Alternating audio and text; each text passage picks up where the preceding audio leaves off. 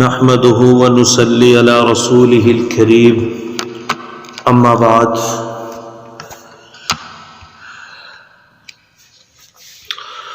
محترم بزرگوں اور دوستوں، السلام علیکم ورحمۃ اللہ وبرکاتہ۔ جنوری یوم جمہوریہ یعنی 26 جنوری کیوں منایا جاتا ہے؟ قارئین کرام، آزاد ہندوستان کی تاریخ میں 2 دن انتہائی اہمیت کے حامل ہیں۔ ایک 15 اگست جس میں ملک انگریزوں کے چنگل سے آزاد ہوا، اور دوسرا 26 جنوری جس میں ملک جمہوری ہوا، یعنی اپنے ملک میں اپنے لوگوں پر اپنا قانون لاگو اور نافذ ہوا۔ اپنا قانون بنانے کے لیے ڈاکٹر بھیم راؤ امبیڈکر کی صدارت میں 29 اگست 1947 کو 7 رکنی کمیٹی تشکیل دی گئی تھی، جس کو ملک کا موجودہ قانون مرتب کرنے میں 2 سال 11 ماہ اور 18 دن لگے۔ دستور ساز اسمبلی کے مختلف اجلاس میں اس نئے دستور کی ہر شق پر کھلی بحث ہوئی۔ پھر 26 نومبر 1949 کو اسے قبول کر لیا گیا، اور 24 جنوری 1950 کو ایک مختصر اجلاس میں تمام ارکان نے نئے دستور پر دستخط کر دیا۔ البتہ مولانا حسرت موہانی نے مخالفت کرتے ہوئے دستور کے ڈرافٹ پر ایک نوٹ لکھا کہ یہ دستور برطانوی دستور ہی کا ہی اجرا اور توسیع ہے، جس سے آزاد ہندوستانیوں اور آزاد ہند کا مقصد پورا نہیں ہوتا۔ بہرحال 26 جنوری 1950 کو اس نئے قانون کو لاگو اور نافذ کر کے پہلا یوم جمہوریہ منایا گیا۔ اس طرح ہر سال 26 جنوری جشن جمہوریت یوم جمہوریت کے عنوان سے منایا جانے لگا، اور 15 اگست 1947 کی طرح یہ تاریخ بھی ملک کا قومی اور یادگار دن بن گیا۔ یہ تو 26 جنوری کی بات ہوئی۔ اب آئیے یہ سمجھیں کہ اس روز جمہوریت کے نام پر جشن کیوں مناتے ہیں۔ قارئین کرام، بہار اور جشن کا یہ دن 1-2 انگلی کٹا کر نہیں ملا، 1-2 سال احتجاج کر کے نہیں ملا۔ اگر آپ 1857 کی بغاوت سے تاریخ کا حساب کریں گے، تب بھی 1947 تک 90 سال بنتے ہیں۔ یہ سچ ہے کہ 18ویں صدی میں مغلیہ سلطنت کے زوال سے انگریزوں کو عروج ملا، مگر انگریزوں کا پہلا جہاز 1601 عیسوی میں دور جہانگیری میں ہی آ چکا تھا۔ اس حساب سے ہندوستان جنت نشان سے انگریزوں کا انخلا 47 میں 346 سال بعد ہوا۔ 1947 میں 346 سال بعد ہوا۔ اس دوران ظلم اور بربریت کی ایک طویل داستان لکھی گئی، جس کا ہر صفحہ ہندوستانیوں کے خون سے لت پت ہے، جذبہ آزادی سے سرشار ہے، اور سر پر کفن باندھ کر وطن عزیز اور اپنی تہذیب کی بقا کے لیے بے خطر آتش افرنگی میں کودنے والوں میں مسلمان صف اول میں تھے۔ جنگ آزادی میں مسلمانوں کی قربانی الگ کر دی تو ہندوستان کبھی آزاد نہ ہوگا، تاریخ آزادی ہند کے ساتھ انصاف نہ ہوگا۔ آزادی ملنے کے بعد سب سے بڑا مسئلہ یہ اٹھا کہ ملک کا دستور کیا ہو، مذہبی ہو یا لامذہبی، اقلیت اور اکثریت کے درمیان حقوق کس طرح طے کیے جائیں۔ آزادی کے بعد ملک میں سیکولر جمہوری نظام نافذ کرانے میں جمعیت علماء ہند کا رول نظر انداز نہیں کیا جا سکتا۔ جمعیت کے ناظم عمومی مولانا حفظ الرحمن سیہاروی نے بحیثیت رکن دستور ساز اسمبلی اقلیتوں کو مصراعات دلانے میں نمایاں حصہ لیا۔ چنانچہ آئین ہند کی ابتدائی حصے میں صاف یہ لکھا گیا ہے کہ ہم ہندوستانی عوام تجویز کرتے ہیں کہ انڈیا ایک آزاد، سماجی، جمہوری، جمہوری ہندوستان کی حیثیت سے وجود میں لایا جائے، جس میں تمام شہریوں کے لیے سماجی، معاشی، سیاسی انصاف، آزادی خیال، اظہار رائے، آزادی عقیدہ و مذہب و عبادات، انفرادی تخصص اور احترام کو یقینی بنایا جائے گا، اور ملک کی سالمیت اور یکجہتی کو قائم اور دائم رکھا جائے گا۔ اور 1971 میں اندرا گاندھی نے دستور کے اسی ابتدائی میں لفظ سیکولر کا اضافہ کیا۔ ہندوستانی جمہوری نظام ایک بہترین نظام ہے۔ اس ملک میں مختلف افکار و خیالات اور تہذیب و تمدن کے لوگ بستے ہیں، اور یہی تنوع اور رنگا رنگی یہاں کی پہچان ہے۔ 26 جنوری کو اسی مساوی دستور و آئین کی تائید میں کثیر المذاہب کے باوجود باہمی یکجہتی اور میل جول کے اس عظیم ملک ہندوستان کی جمہوریت پر ناز کرنے کے لیے جشن جمہوریت اور یوم جمہوریت منا کر شہیدان ملک اور آئین کے بائرین و مرتبین کو بہترین خراج عقیدت پیش کی جاتی ہے۔ لیکن قارئین جشن جمہوریت کی یہ بہار یوں ہی نہیں آئی۔ ہندوستان میں جمہوری نظام لانے اور انگریزی تسلط ختم کرنے کی جدوجہد بڑی طویل ہے۔ آزادی کا یہ سفر کوئی آسان نہیں تھا۔ داستان حریت بڑی دلدوز ہے۔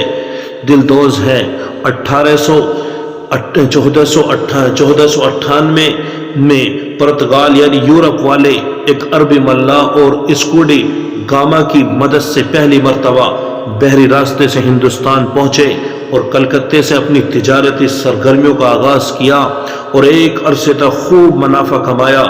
ان کی دیکھا دیکھی یورپ کے دوسرے ممالک مثلاً ہالینڈ اور انگلستان وغیرہ نے بھی انہوں نے بھی ہندوستانی دولت لوٹنے کا پلان تیار کیا۔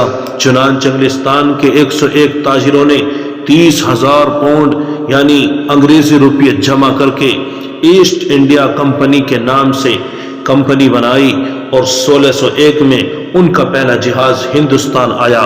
اس وقت ہندوستان میں جہانگیر بادشاہ کی حکومت تھی۔ یہ اکبر بادشاہ کا لڑکا تھا۔ اس کا اصل نام سلیم نور الدین اور لقب جہانگیر تھا۔ اس نے انگریزوں کا خیر مقدم کیا، لیکن انگریزوں کو باقاعدہ تجارت کی اجازت جہانگیر کے دوسرے لڑکے شاہ خرم یعنی شاہ جہاں نے دی۔ رفتہ رفتہ اس کمپنی نے تجارت کی آڑ میں اپنی فوجی طاقتوں میں اضافہ کرنا شروع کیا، یعنی مال کی جگہ ہتھیار اور ملازم کی آڑ میں فوجیوں کی آمد۔ لیکن مرکز میں مغلیہ سلطنت اس قدر مضبوط تھی کہ انگریزوں کو خاطر خواہ کامیابی نہیں ملی۔ شاہ جہاں کے دوسرے لڑکے اورنگزیب عالمگیر کی وفات کے بعد مغلیہ سلطنت کمزور ہونے لگی۔ 18ویں صدی میں مغلیہ سلطنت کی عظمت کا سکہ کمزور ہوتے ہی طوائف المسلوک کا دور شروع ہو گیا۔ عیار اور شاطر انگریزوں نے پورے ملک پر قبضے کا پلان بنا لیا۔ ہندوستانیوں کو غلامی کی زنجیروں میں جھگڑنے کا منصوبہ طے کر لیا۔ ان کے خطرناک عزائم اور منصوبوں کو بھانپ کر سب سے پہلے میدان پلاسی میں جس مرد مجاہد نے انگریزوں سے مقابلہ کیا اور 1757 میں جام شہادت نوش کیا، وہ شیر بنگال نواب سراج الدولہ تھا۔ پھر 1799 عیسوی میں سرنگا پٹنم میں انگریزوں کا مردانہ وار مقابلہ کرتے ہوئے شیر میسور سلطان ٹیپو شہید رحمت اللہ علیہ نے ملک پر جان قربان کر دی، جس کی شہادت پر انگریز فاتح لارڈ ہارس نے فخر اور مسرت کے ساتھ اعلان کیا تھا کہ آج ہندوستان ہمارا ہے۔ واقع ان کے مقابلے اب کوئی اور نہیں تھا۔ دہلی تک راستہ صاف تھا، اور 1803 میں انگریزی فوج دہلی میں فاتحانہ انداز میں داخل ہوئی، اور بادشاہ وقت شاہ عالم ثانی سے جبراً ایک معاہدہ لکھوایا کہ خلق خدا کی، ملک بادشاہ سلامت کا، اور حکم کمپنی بہادر کا۔ یہ بات اس قدر عام ہو گئی کہ لوگ کہنے لگے حکومت شاہ عالم از دہلی تاب عالم۔ یہ معاہدہ گویا اس بات کا اعلان تھا کہ ہندوستان سے اب اسلامی اقتدار ختم ہو چکا، وحشت اور بربریت، ظلم و ستم کی گنگور گھٹائیں پوری فضا کو گھیر چکی ہیں۔ وطنی آزادی اور مذہبی شناخت ان کے رحم و کرم پر ہوگی۔ ایسے بھیانک ماحول اور پرفتن حالات میں شاہ ولی اللہ محدث دہلوی کے بیٹے شاہ عبدالعزیز دہلوی نے پوری جرت اور بے باکی کے ساتھ فتویٰ جاری کیا کہ ہندوستان دارالحرب ہے، یعنی اب ملک غلام ہو چکا، لہذا بلا تفریق مذہب و ملت ہر ہندوستانی پر انگریزی تسلط کے خلاف جہاد فرض ہے۔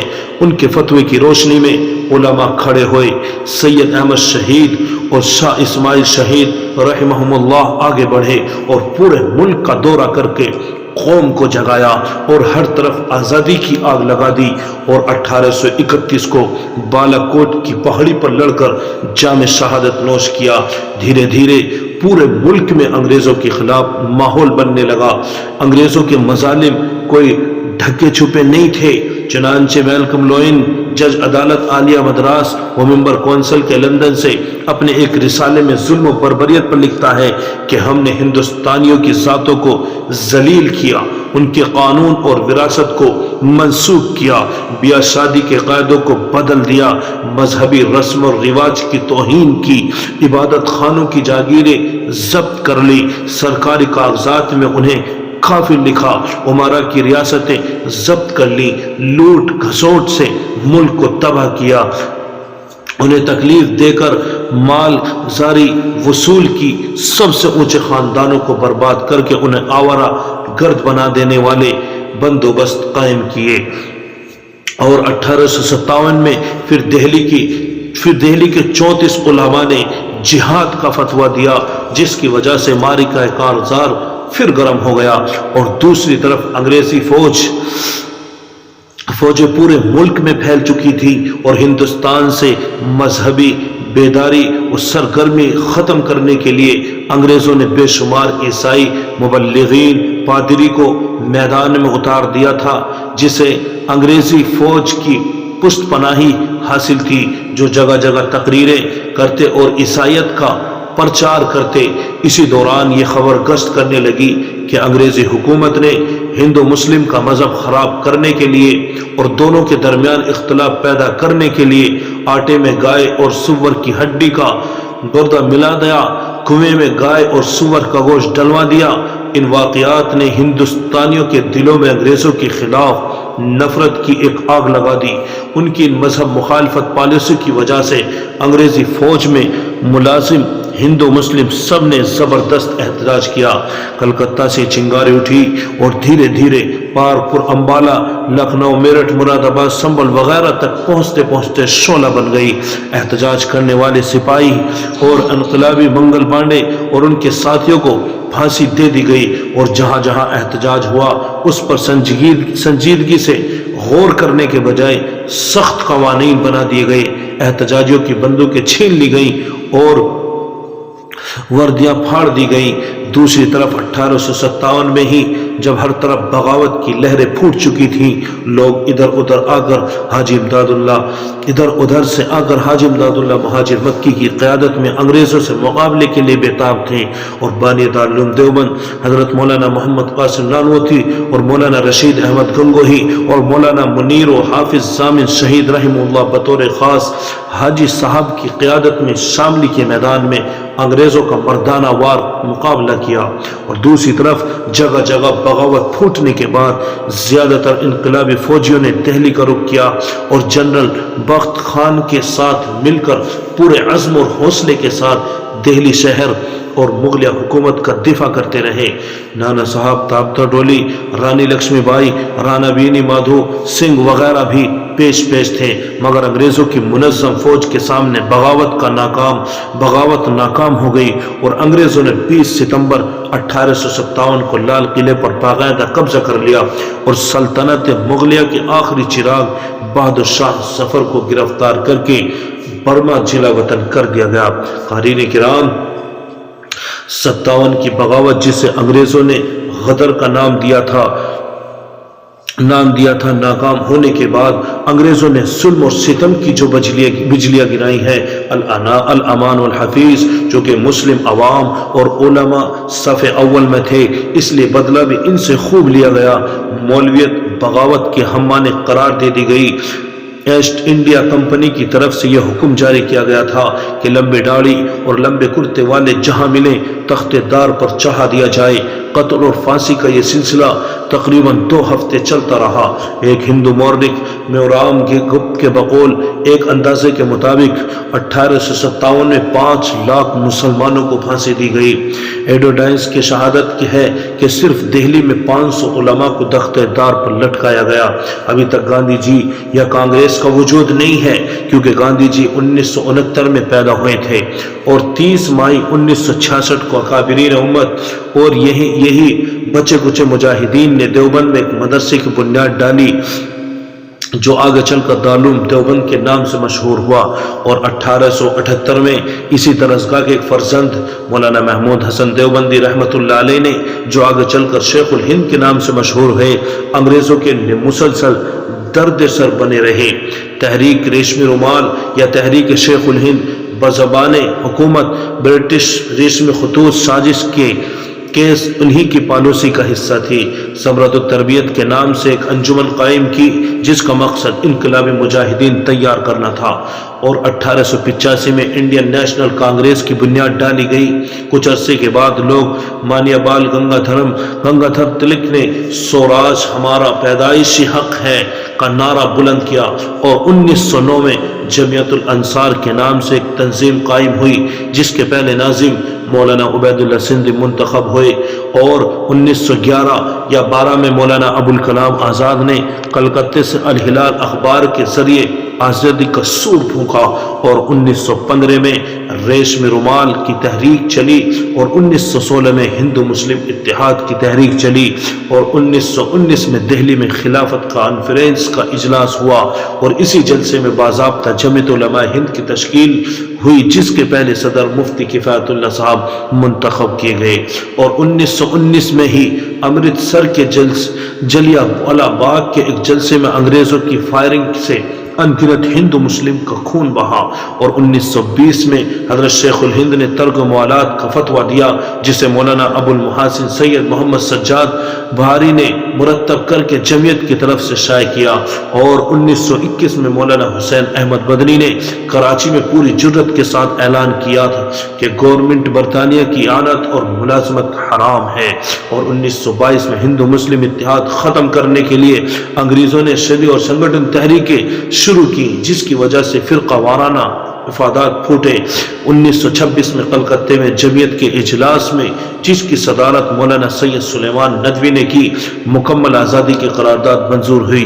और 1929 और 30 में गांधी जी ने डांडी मार्च, नमक सत्याग्रह, नमक साजी तहरीक चलाई और 1935 में हुकूमत हिंद का एक दस्तूर बनाया गया और 1939 में दूसरी जंग अजीम छिड़ गई और 1942 में अंग्रेज हिंदुस्तान छोड़ो तहरीक चली।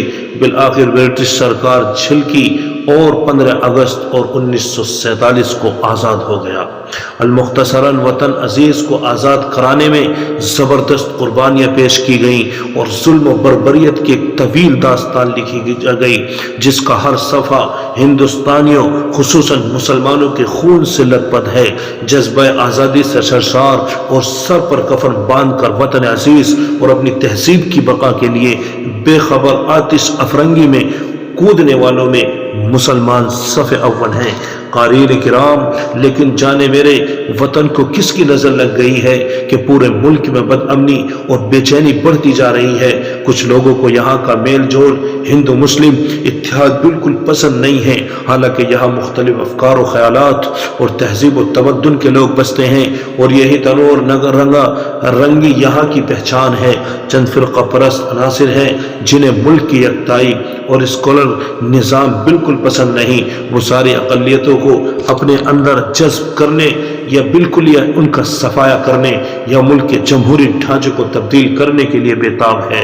बड़े ताज्जुब की बात है कि जिनका जंग आज़ादी में कोई रोल नहीं, वतन की तामीर में कोई किरदार नहीं, बल्कि उनके सरों पर بابا قوم گاندھی جی کا خون ہو، جس کی پیشانی پر مذہبی تقدس کو پامال کرنے کا کلنک ہو، جس کے سروں پر ہزاروں وفادات، لاکھوں بے قصور انسانوں کے قتل اور اربوں خربوں کی تباہی کا قومی گناہ ہو، اس کے نظریات کی تائید کیسے کی جا سکتی ہے؟ اور یہ کیا ایسے لوگوں کے ہاتھ اقتدار دے کر ملک کی بے مثال جمہوریت اور خوبصورت نظام کے باقی رہنے کی توقع کی جا سکتی ہے، جبکہ ملک اس وقت ایک تلخ تجربے سے گزر رہا ہے؟